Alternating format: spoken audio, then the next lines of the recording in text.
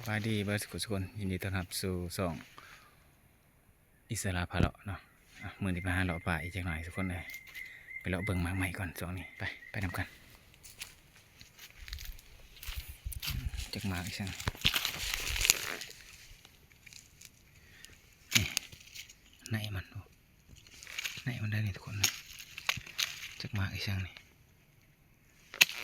ร้ายขนาดโดนเป็นหมากใหม่ป่าได้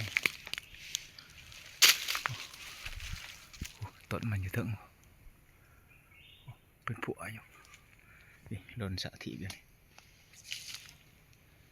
ไปเลาะต่อทุกคนเลย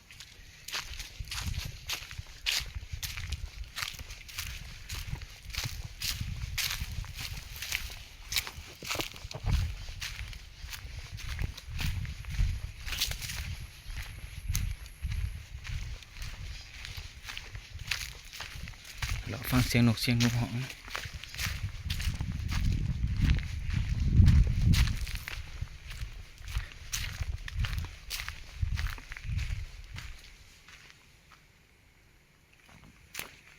หมากบกหล่นไว้